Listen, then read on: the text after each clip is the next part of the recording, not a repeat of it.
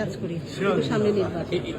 এখন আপনি একটা নির্দেশনা করেন যে এইভাবে করে আসলে কোনভাবেই করা যায় না, এত মানে কিছুতেই যদি এভাবে হাইপার হয়ে যায় এবং গায়ে হাত তুলে ফেলে, এটা তো আসলে কোনভাবেই মানে সমঝোতার জায়গা থাকে না।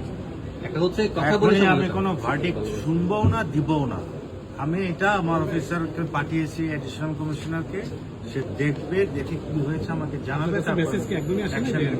সে আমাকে বলছে যে এরকম একটা কিছু হয়েছে, আমি সাথে সাথে বললাম চলে যাবে, কি হয়েছে তার দেখে আমাকে জানাবে। এটা বোধ হয় ঘন্টাখানেক আগের ঘটনা, আরো একটু আগে, হয়তো 2 ঘন্টা ছিলাম। ডিসি নোট তো একবার ফোন দিচ্ছিল, আমি দেখছি, আমি ঘুরিনি। এটা কিন্তু ধরেন আপনার একটা মানে ভাবতেই বলছিলেন পুলিশের সাথে যে একটা আমাদের মানে আমরা দ্রুততা বেড়ে যাচ্ছে, আমরা চাই না। দেখবেন যেটা অনেক সময় বেড়ে যাচ্ছে।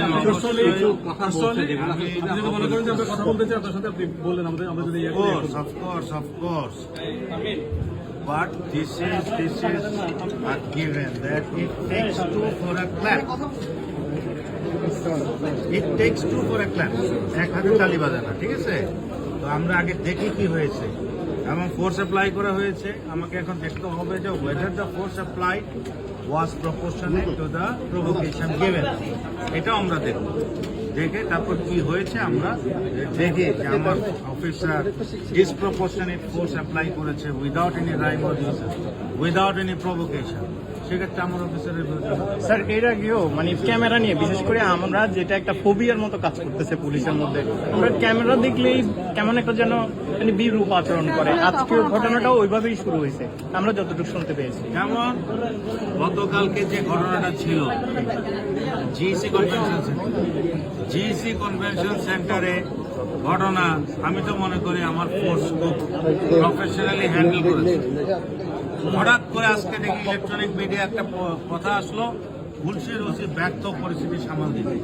আমি গুলশির ওসি হলে তো আমার মাথা রক্ত রেখেছে সামনে। রাত্রে 4টা পর্যন্ত আমি গুলি করলাম, কাজ করলাম, এই ফ্যাসিস্টের লোক ধরলাম।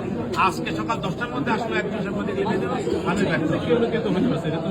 এইরকম কথাবার্তা, এরকম উস্কানিমূলক কথাবার্তা যদি এখন এবং কখনো কখনো এমনও হয় আমি কোন রকম আগাম কোনো ভার্ডিক্ট দিচ্ছি না, যে কি হয়েছে আমি না জেনে কোনো কথা বলবো না।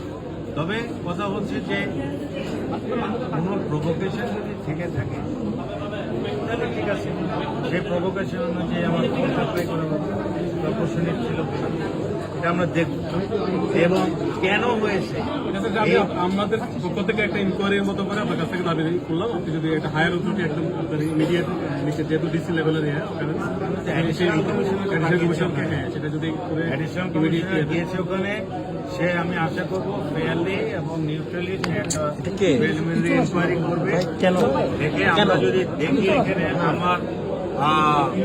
এখানে আপনার আমার যে অফিসাররা এখানে আমার ধরেন আপনার ডিসপ্রপোর্শনেট আচরণ করেছে, তাহলে অবশ্যই তাদের বিরুদ্ধে ব্যবস্থা হবে।